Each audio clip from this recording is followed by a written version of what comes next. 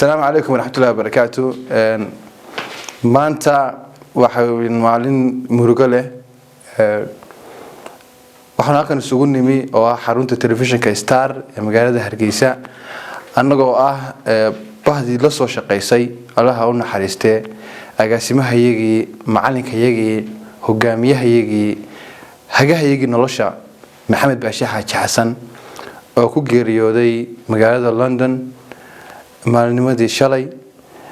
waxaanu maanta oo soo haleelnay dadkii ay soo wada shaqeeyeen agaasimaha sanadihii kala dambeeyay ee uu telefishinka joogay kuwa uu isagu ugu yimi iyo kuwa iyagu ugu yimi isagoo agaasimaha runtii sanadaha uu joogay maxamed waxaan xasuustaa inuu ahaa nin aad u hogaamin wanaagsan wuxuu ku dadaali jiray inuu kooxda isku hayo dhammaantood oo khilaafaadka mararka qaar dhacana dee uu sida ugu dhaqsaha badan xaliyo waxa uu ahaa adoon wanaagsan oo alihiisa ku xiran oo cibaado badan oo waana sheeg badan oo wacdi badan oo hadal wanaagsan oo dhowrsoon 2016 bishii September horaanteedii aan idhaahday August dabayaaqadeedii ayuu telefishinka Qaar ayuu maxamed baashe ku soo biiray xilliga telefishinka muu lahayn barnaamijyo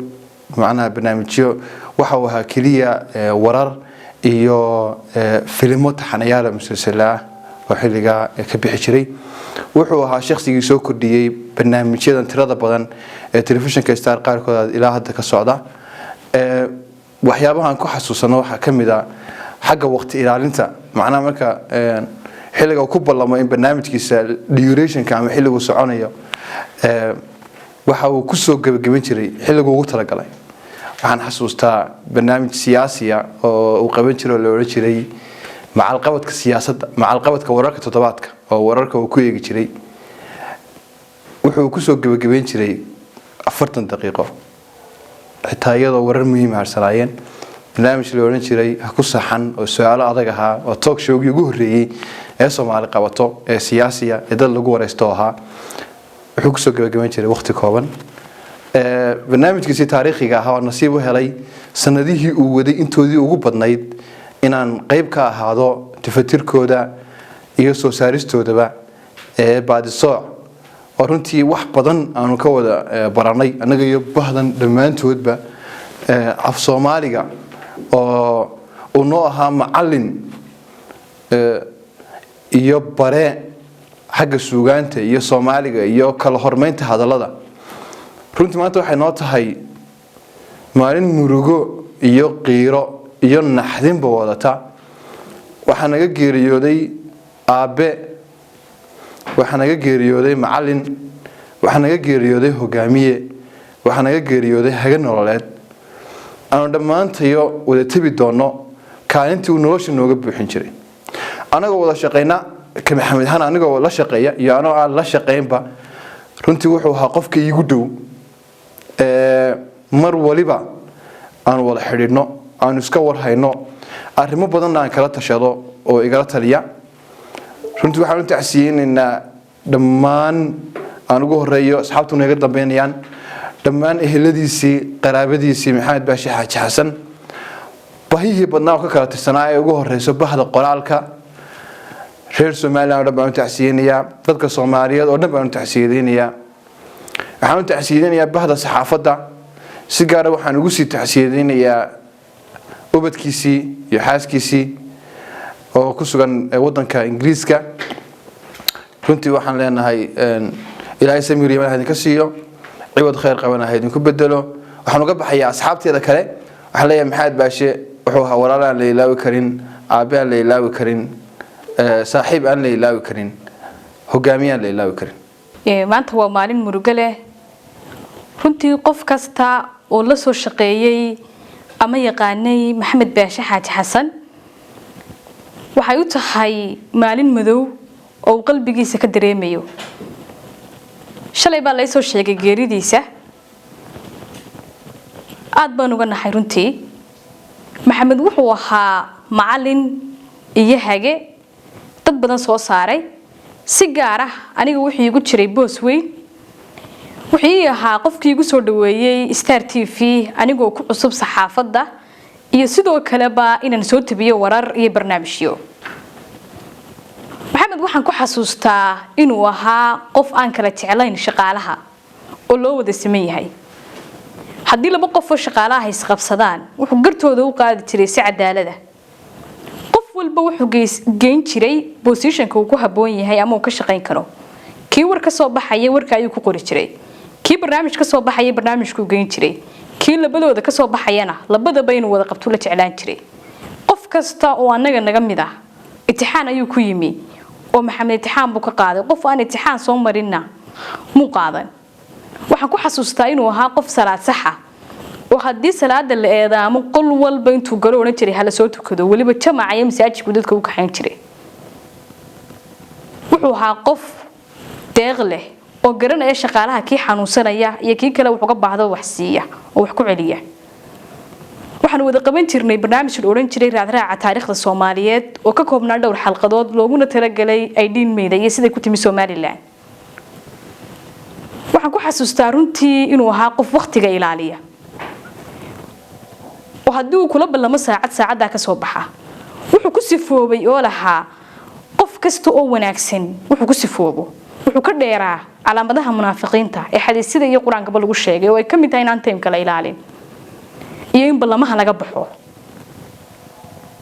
runtii wuxuu noo ahaa macallin hage anaga kaliya ma dareemayno murugadiisa laakiin waxa dareemaya dhammaan ummadda Soomaaliga ku hadasho oo dhan sababtoo ah wuxuu ahaa maktabad guuraysa oo soo min guurisa Soomaaliga waxa uu contribute gareeyay ama ku soo diray maktabadda Soomaalida ilaa 5 buug had buug kamid ah oo ka qoray Abwaandur Cabbeed Allah u naxariiste muu calfan inuu soo bandhigo laakiin aad buu jeclaa inuu soo bandhigo tan iyo maalintan Star ka shaqeynayay oo iminka ka soo wareegtay muddo ilaa 4 sano aan ku qiyaasi karaa ama 3 sano buugaasi wuu ururinayay wuxuu doonayay in uu mar uun soo bandhigo waxaan rajaynaynaa haddii uu maxamed buugi ka dhintay oo isagu soo bandhigi kari waayay inaan anagu isxilqaano oo buugi uu daabacan yahay aanu soo bandhigno haddii ilaahay ka dhigo anagoo matalayna bal positionkiisii inaanu ama feelingkiisii uu islahaa ummadda gaarsiiyo wax ku darso inaanu ku darno taasaanu balan qaadaynaa dhamaantii intii la soo shaqeysay inta garabkayga taagan iyo inta kala danaynaysana waxaan leenahay isku xilqaano inaan buuggii maxamed ee uu alfan waayay inuu soo bandhigo aynu barnaamij bandhiga u sameeyno waxaan ku xasuustaa inaan wada galay safaro doora oo aanu tagnay ilaa magaalo xeebeedka Ayl runtii wuxuu ahaa qof gabanimo leh qofka waxa lagu gartaa marka aad jidin wada cuntaan ama jabad wada gashaan ama jid wada martaan jid baanu soo wada marnay oo safar baanu galay anagoo sidna buwaag uu soo qoray oo ka mid yahay buugga afka hooyo waa hodan uu kaga sheekeynayay taariikhda afka hooyo iyo sida uu Soomaaliga ku bilaabmay anaga kaliya maanta ma ooyeyno laakiin afkii hooyo oo dhan ayaa ooyaya wadameyano horta kullu nafsin daa'iqatul mawt naf waliba way dhadhaminaysaa geerida oo nooli maanta waxaan tacsi u dirayaa dhammaan qoyska qaraabada ehelka iyo bahaha kala duwan ee uu ka baxay maxamed baashe xaaji xasan bahda qoraalka bahda dhaqan yaqaanka iyo suugaanta iyo sidoo kale bahda saxaafadda oo ka mid nahay anu shakhsiyan waxaan ku xasuustaa ama xasuusu iga tagay 3 shay in aan ka faa'iiday erayo tiro aan lahayn oo luqadda Soomaaliga ah iyo taariikh guuna oo la soo dhaafay iyo sidoo kale xasuustiisa aanan marnaba loobi doonin oo shakhsi inuu ahaa markasta faraxsan oo muddo sanad aan uga shaqeynay aanan maalin la kulmin isagoo xariisan inkasta oo markii aan telefishinka Star ku kala tagnay dhowr jeer oo kala kulanay laakiin haddana waxaan jeclaa waqtiyadan in ku jirno inaan wareysi ka qaado mase suurtagelin oo tiyaala ku timi waxaan aad uga tacsiyadeynayaa asxaabtii aan soo wada shaqeynay ee telefishinka Star intay la joogtay intay ga maqan anu shakhsiyan maxamed baashe xaaji xasan waxaanu isbaranay 6 bishii 2017 maalinimo isniina wuxuu ahaa qofkii igu soo dhaweeyay telefishinka Star wuxuu ahaa qofka ii ogolaaday inaan soo bandhigo kartideeda aan ku qaban karo barnaamijyo war wuxuu ahaa qofka ii suurtageliyay inaan ka soo qayb galo imtixaan ay shaqaaluhu galayeen oo aan ku soo baxo wuxuu ahaa qof isku daya hadday laba isqabato inuu gartooda siiyo shakhsiyan waxaanay loobi doonin inuu ahaa qof hadal cad oo aan la gabanin xaqiiqda haddii laga xumaanayo iyo haddii lagu farxayaba waana sababta aan filayo inuu ku yeeshay cadu fara badan ama lagu geystay waqtiyada qaar xarig isagoo Somaliland jooga laakiin waxaan aad uga xumahay maanta in anagoo aan mar kale kulmin waqtigiisu ka dambeysay ahayd 2018 bishii labaad oo dhintay balse waxaan haysanaa dhaxal uu ka tagay oo ah qoraal ka kooban 5 buug inkastoo aan hal buug oo kaliya bandhigiisa ka qayb galay afka hooyo waa hodan qaybtiisii koowaad laakiin waxaan rajaynayaa in aan wada akhriyo dhammaan buugagtiisa uu qoray ta kale ay farax walaashay carabaabtay waxaan noqonayaa qofka koowaad ee ku garab istaaga iyada iyo dhammaan inta kale isku xilqaamaysa in buugga la soo saaro ama la soo bandhigo inaan noqdo qofka koowaad haddii Allah wadali ogolaado samiriye ban dhammaantiin idin leeyahay qof waliba waa dhimanayaa naf walba noolna waa dhadhaminaysaa geerida hadda waxaan ku suganahay xarunta telefishinka Star TV waxaan jecelnahay inaan tacsi u dirno gudoomiyahaygii marna agaasimahaygii telefishinka oo aan waqtiyo badan oo kala duwan aan uga soo shaqeynay telefishinka gudihiisa kulay maxamed baashe xaaji xasan wuxuu ahaa agaasimihii Star TV waxaan ahaa shaqaalihii ugu yimi Star TV anigoo ka howlgala telefishinka ayaan iskugu nimi waan ka xumahay inaan waqti yar sii wada shaqeyno oo aanan waqti badan sii wada qaadan laakiin kaliya waxaan ka xasuustaa inuu ahaa qof naxariis badan oo dadka siiba gabdhaha u naxariista oo garab siiya qofkii caawimo u baahan kulli hadallo badan oo kala duwan ayaa halkan laga soo jeediyay way ku mahadsan yihiin sida ay sifihiisa nooga warameen intii xogogaal ahayd laakiin anigu intii aan la kulmay waxaan xogogaal u ahaa inuu ahaa qof hogaamiye ku wanaagsan dhammaan ummadda Soomaaliyeed meel kasta oo ay joogaan waan ka tacsiyadaynayaa haday tahay bahda saxaafadda iyo haday tahay bahda qoraalka oo kamid ahaa waxa leeyahay dhammaan ehelkiisii iyo asxaabtiisii uu ka baxay ilaahay samir iyo iimaan haydiga siiyo annagana bahda hadan nahay Star TV samir iyo iimaan hanaga siiyo dhamaantiin السلام عليكم ورحمة الله وبركاته دمانتين أدبان إذن السلام يا runtii maanta halkan waxaan isugu nimid anaga iyo barbaartii uu soo koriyay isla markaasina soo gacan qabtay adeero maxamed baashe xaaji xasan waxaan ku sugannahay xarunta Star TV oo barkaya ka soo wada shaqeeyeen halka barkayana ay weli ka shaqeeyaan runtii marnaba ma filayn inaan maanta soo gaaro xitaa weligay ma sawiran inaan halkan adeerkay aan tacsidiisa uga dilo ama aan geelidiisa ka sheego waxyaabo ku saabsan maxamed baashe xaaji xasan runtii aniga wuxuu yahaa aabahayga labaad waxaan xasuustaa anoo garab u baahan cidi gacan qabata ayuu ii heliyay wuxuu iga soo baxay runtii meel aan marnaba filayn runtii maxamed baashe xaaji xasan waxaan oran kala waxaan ay qofka waxa ugu badan uu qabtay markii isugu kaay dambeysay wadanka ka tagay gurigiigu soo booqday waxaan ahaa qofkii ugu dambeeyay markii wadanka ka tagay oo la kulmo runtii markii uu tagay uu la soo hadli jiray tilaba 4 jeer uu la soo hadlay maalintan jaamacadda ka qalin jabiyay iyo maalintan shaqada helay iyo maalintii gaariga la guddoonsiiyay intaa uu la soo hadlay markasta wixii oran jiray adeer oo ku han weynahay waan kugu kalsoonahay runtii aad buu maxamed baashe naftayda iyo nolosha qoyskayga buu ugu weynaa runtii waxyaabahan ka xasuusto waxa kamid ahaa maalmaha kamid ah ayaa uu barnaamij inaan ila dul saaray marka inaan biiro waa kula qabanaya runtii ka wuxuu dareemay yani daan diidanahay ama aanan ogolayn dadana wuxuu yiri hadaad adeer aad raali ka ahayn weliga calooshaada qeydin ha u qalin marka runtii ana inanka shaqada uu ku cusbaa mana diidi karin mana de xumeyneen marka waxa dhacday waxaan ku raadad caloosheeda uma qarinayo waana raali baan ka ahay runtii wuxuu ahaa qof aan waxaan oran karaa maxamed baashe wuxuu ahaa ibnu aadan weyn aan la heli karin noociisa runtii waan uga tacsiyadeynayaa caruurtiisa iyo xaaskiisa si gaar ah waxaan uga tacsiyadeynayaa wiilkii oo abtiga uu yahay dacar jaamac iyo guud ahaan reer baashe xaaji xasan hooyadii dhammaantii waan ka tacsiyadeynayaa runtii ilaahay waxaan uga baryayaa inuu naxariistii janno ka waraabiyo waxaan leeyahay adeero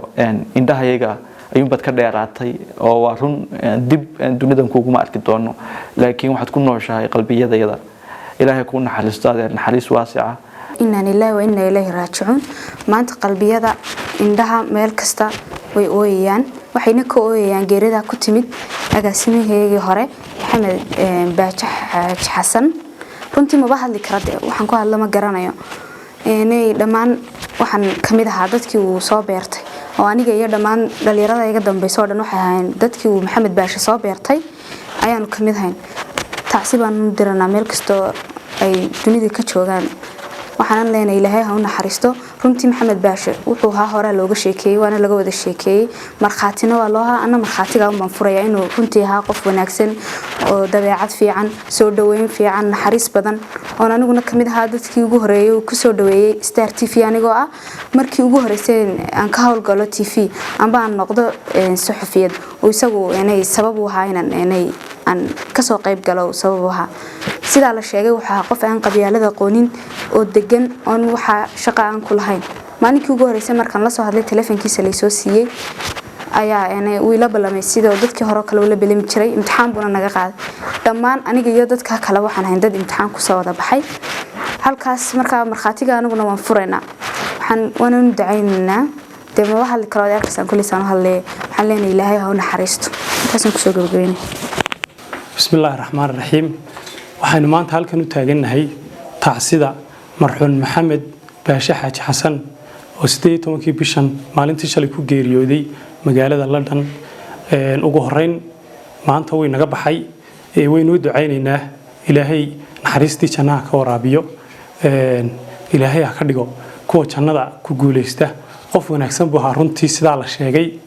laga wada waramay barbaartaasi ay wada sheegeen qof taariikhdiisa iyo wanaagiisa soo koobi kara ma jiro boqolaalka wanaagii lagu sheegay iyo in kale oo ka badan ayuu lahaa runtii waxa la oran karaa qof intuu wanaagsan yahay ayuu wanaagsanaa ilaahay ha u naxariisto wuxuu ahaa maxaan ku dhahdaa qof aqoon-yahan oo aqoon leh oo dadka dhalinyarada ah inta badan ku tabca oo wuxuu aaminsanaa in dhalinyarada lagu tabco oo mustaqbalka wadanka maadaama yihiin in dhalinyarada la wanaajiyo aqoon ahaan la dhiso wuxuu ahaa nin waxyaabaha xun ee qabyaaladu ka mid tahay ee eexdu ka mid tahay ee jaahilnimadu ka mid tahay ka fog oo runtii jecel in maxay ahayd dadku wanaagsanaadaan dalku wanaagsanaado aad iyo aad baan runtii maanta ayaan u murugoonaa ilaahay ha u naxariisto waxaan ka tacsiyadeynayaa oo si gaar ah uga tacsiyadeynayaa qoyskiisii iyo caruurtiisii waxaan si guud uga tacsiyadeynayaa dhammaan ummadda afka Soomaaliga ku hadasha wuxuu ahaa qof afka Soomaaliga iyo dhaqanka Soomaaliga maaragtay kaalin sare meel sare kaga jira oo aad iyo aad maaragtay u ururiya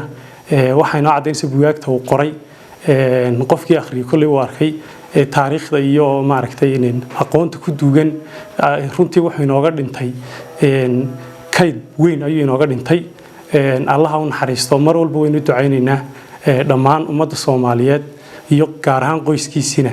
ilaahay maaragtay samiriye iman ka siiyo iyo dhalinyaradii uu ku tabci jiray haday noqoto bahdan saxaafadda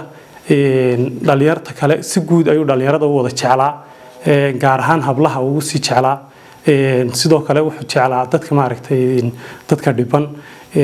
wuxuu ahaa qof arrimaha bulshada saas oo kale ma garanaysa ka shaqeeya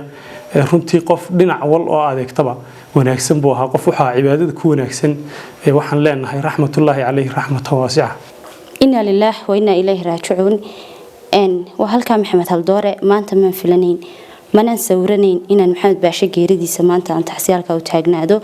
laakiin geeridu waa xaq qof walba islaam oo iimaan leh uu og yahay inuu maalin adduunka ka tagayo uu dhimanayo aad bay saameysay aadna way taabatay markaan baraha bulshada ku arkay anigoo xanuunkiisa ogaa maxamed baashe geeridiisa maxamed baashe intaas sifo ay dhalinyarada iga horeysay iyo walaalaha aan soo wada shaqeynay ku sheegeen intaba marxaati baan ka ahay wuxuu ahaa qof cibaado badan oo cibaadada jecel anagoo ku jirna shaqadayadii oo markaa dhalinyarnimana qaadayso ku xiiseynayna inaan waxan barnaamijkan amba hawshan aan ku guda jirno ayuu noo soo gali jiray qof ilaahay dartii ku kiciya oo ilaahay dartii ku raa salaada tagna qof adduunka ka qaalisan amba ka qiimo badan ma jiro ordo soo tikada booran jiray rag uu gali jiray oran jiray nimasha jamacay raaca sifo qof bilaaadna lagu sifeeyo sifada ugu qaalisanayd weeyaan ehlu cibaad buu ahaa qalbigiisa iyo sujuudi wajigiisa iyo sujuudiisa intaba waad ka dareemi kartaan marka sawiradiisa wada aragtaan sidoo kale waqtiga aad buu jeclaa waqtigana uu ilaalin jiray waxaan xasuustaa markii ugu horeysay maxamed baashe isbaranay anigoo warbaahinta wax xoga aan ka haynin wax aqoonana aanan ka haynin ayaan isku dayay inaan noqdo suxufiyad telefonkii horeeyay soo diro si fiican ayuu ii qaabilay si fiican uu soo dhaweeyay isagoon aqoon ii lahayn maxaa hibadeyda igu jirta aan ogeyn dan wuxuu iila balamay waqti salaad waxay hayd maxaa la raada jimce wuxuu yiri salaada jimcaha markan ka soo baxo ay kaalay hadana wuxuu xasuustay in qada ku xigto dib uu soo garaacay wuxuu yiri salaada jimcaha markan ka soo baxna qadida loo kacayaa salaada cishaay marka sida looga soo baxo barnaamij la fangeliya igu kaali Star TV waxaan weydiiyay marka halka ku yaalay wuu ii tilmaamay waqtigayga ana ka soo hormaray markii ugu horeysay wajigiisa arko wixii ugu horeeyay ku farxay igu hambaliyay waxay ahayd inaan ka soo hormaray waqtigii aan anigu markaas isagu ila balamay oo isagu iga habsaamay una iga raali galiyay anigoon aqoon u lahayn sidoo kale maalintii labaad uu ila balamay labada duhurnimo ila balamay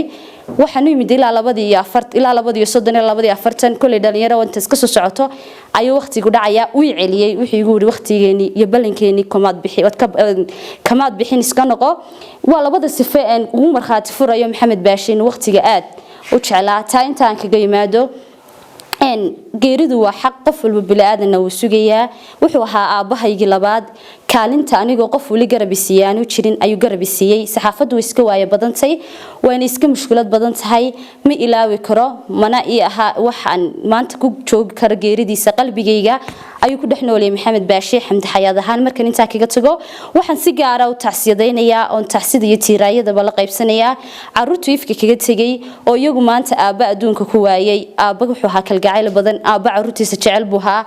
intaan aqoon u leeyahay marka la shaqeyn jiray caruurtiisa mar walba uu garaaci jiray mar walba uu la hadli jiray isagoo Hargeysa ku nool iyaga maanta aan aad uga tacsiyadeynayaa iyo maama qaaliya uu ka tagay oo leeyahay samir iyo iimaan saadiqa ilaahay haydiga siiyo sidoo kale waxaan tacsiyadeynayaa bahdi hal abuurka iyo maxaa la yiraahdaa qoraalka iyo bugaagtaasi dhaxalgalka ay nooga tagay oo leeyahay iyagana tiiraayada waan dila qaybsanaynaa waxaan tacsiyadeynayaa bahda saxaafada oo qayb lixaad la kulahaa aftahan buu ahaa hadal yaqaan buu ahaa wuxuu dib u soo nooleeyay suugaantii iyo afkiiba aniga wuxuu siiyay barnaamij aad u qiimo badan oo ilaa hadda maxaa raada aan qabto oon jecelahay uu ibaray suugaanta iyo hal abuurnimada qaabka maxaa la Soomaalida ugu weyn tahay qalbigeygana uu ku dhex nool yahay inna lillahi wa inna ilayhi raaji'uun baan leeyahay ilaahay ha u naxariisto bedelkiisa iyo abaalkiisana janno ayaan uga baryaynaa inuu ilaahay ugu bedelo inna lillahi wa inna ilayhi raaji'uun shalay waxa magaalada London ku geeriyooday maxamed baashe xaaji xasan oo ahaa qoraa Soomaaliyeed haga Soomaaliyeed murtiyahan Soomaaliyeed door weyn ka qaatay warbaahinta kulli taariikhdiisa video iyo laba kuma soo koobi karno buug iyo laba buug kuma qori karno laakiin inna lillahi wa inna ilayhi raaji'uun waxaan taasoo dirayaa dhammaan ehelkii iyo qaraabadii uu ka tagay maxamed baashe xaaji xasan waxaan sidoo kale u dirayaa hal doorkii warbaahintu ka dhex baxay kulli maxamed wuxuu ahaa iftiin warbaahintan u soo baxay iyo aqoonyahan warbaahinta Soomaaliyeed aad wax weyn uga taray isla markaana aad loo tabi doono inna lillahi wa inna ilayhi raaji'uun ilaahay naxariistii jannada ka waraabiyo dhammaan inta daawanaysa muuqaalkana waxaan ka rajeynayaa inay u ducayn doonaan faatixadana u mari doonaan insha Allah inna lillahi wa inna ilayhi raaji'uun inna lillahi wa inna ilayhi raaji'uun maanta waxay noo tahay maalin madow guud ahaanba asxaabta halkan igula sugan dhamaantay intana daawanaysa macal wuxuu ahaa maxamed baashe xaaji xasan aabe ayuu wadahaa wuxuu ahaa shakhsi runtii ku sifoobay wanaag duntiisa iyo shakhsinimadiisa iyo shakhsigu ahaa halkan isnalaana ku qeexa amba kaga sheekeeya runtii maaha qof inuu shakhsiyadiisa halka ku soo koobi karno ilaahu naxariista ayaan leenahay hadii ay waxaan wadadii ama dad badan oo muslimi ay kaaga maqraati kacaan inaad tahay qof wanaagsan inaad tahay qof aan xaasinimo lahayn inaad tahay qof soo dhaweyn wanaagsan qofkaas waxa la yiraahdaa waa helo janno waxaan rajaynaynaa sida adduunka looga jeclaa in aakhirana looga jeclaado maxamed baashe xaaji xasan wuxuu ahaa runtii anu maalintii ugu horeysay ee aan starimi waa meeshii ugu horeysay aan warka akhriyo aan saxaafadeyda ku soo bandhigan hibadeeda ku soo bandhigo maalintii ugu horeysay aan la kulmay waqti buu ii qabtay time buu lahaa buug yar buu sidan jiray buugaas 3 4 khamiis jadwalkaas ugu qornaa kadib qof kasta halkaas uu magaciisa gelin jiray halkaas uu magacayga geliyay saacadii uu ila ballamay buu geliyay aniga laftarkayga waqtigii baan ilaaliyay barti baan iskugu nimiday imtixaan buu iga qaaday sidii baan ku soo baxay shaqaalihii Star TV aan ka mid noqday wuxuu ahaa qof aan aqoonin qof aan qob aqoonin qof aan qabyaalad aqoonin qof aan xaasidnimo aqoonin qof aan macnaa shakhsiyaadkii iga horeeyay hadlay oo dhami wixii ay ku sifiyaan oo dhan ayaan aniguna makhraati ka ahay wuxuu ahaa waxa ugu wanaagsan wax la beerta dad isagu waxa uu beertay dad waxa uu ka tagay dad waxa uu u yahay malaayiin qof ayuu qalbiyadooda ku dhexnooliyay malaayiin qof ayuu yahay garabkiisii oo maanta garabkaygu uu ahaa waxaan dhanoo dada garabkayga waa maanta ani hadalkaygu uu ii gangabeeyay maba garanay wax xalaali waxaan ku hadlo sababtoo ah ilaa xalay toole ilaa maanta wallahi ani riya ila tahay macnaa in maxamed baashe xaaji xasan dhintay laakiin waxaan aqoonsanahay maadaama dad diinle in ay cid kasta dhimaan socodinaan adduunkan ku hadheenin waxaan halkan ka tacsiyadeynaynaa family-giisii dhammaan cayladiisii caruurtiisii waxaan leenahay murugada waan ila qabnaa annagaba aabahay u ahaa bahdii afka Soomaaliga qoraalkii sidoo kale bahda saxaafadda Soomaaliyeed ama bahda saxaafadda Somaliland guud ahaanba waxaan leeyahay in la weyna la raajicuun ilaahay naxariista jannaha ka waraabiyay wax kale aan ku hadla ma jiro waa la makhraati furay shakhsigu ahaa qofna maanta qof kasta uu garanaya oo qalbigiisa ku jiro qalbigiisa ku weena maanta waxaan leeyahay maxamed baashe xaaji xasan waxa uu beertay dad waxaana ugu qiimo badan waa dad ayaan leeyahay shayga ugu xun ee inagu quraankiina ilaahay quraankiisa ku sheegay ee nagu iska day waa beenta adduunka beenta ugu nacba balanta uu ilaalin jiray salaad sax buu ahaa waxa qabyaalada iyo waxaasna uu ka dheera marka waxaan leenahay ilaahay qalbiyada hanoo qaboojiyo maanta waxa weeye black day baa la dheeraa maanta afka qaladadan ku dhado black day maanta waa murugeysanay waa maalin madow bay noqotay in alla weyna la raajicuun naf kasta oo dhadhaminaysa geerida ee waxa maanta halkan aan isugu nimid tacsida adeer maxamed baashe xaaji xasan agaasimahaygii hore rugcada saxafi weyn qoraa waxaan maanta halkan isugu wada nimid tacsida adeer maxamed baashe xaaji xasan waxay ahayd geeri naxdin badan oo gilgishay dhammaan qalbiyada ummadii uu la soo noolaa ilaahay ha ka dhigo laba mirada qofkii uu maalin uu la soo fadhiistay iska badaa qof la soo shaqeeyay iyo qof uu la noolaayay ilaahay ha naxariisto wuxuu ahaa shakhsi aad u wanaagsan oo aan ka baranay dhaqamo wanaagsan haddii ay noqoto diinta islaamka jacaylkeeda wuxuu ahaa shakhsi dulmidiida oo dadku ay wada siman yihiin nacab qalbiyaalada iyo kala sareynta ummadda wuxuu ahaa qof ilaahay qalbigiisa ku abuuray jacayl iyo naxariis wuxuu ahaa qofkii igu soo dhaweeyay saxaafadda iguna dhiirigeliyay inaan ahay qof saxafiyad noqon karta codkeeda soo bandhigi karta wuxuu ahaa qofkii igu dhiirigeliyay inaan hibadeeda warbaahineed aan soo bandhigi karo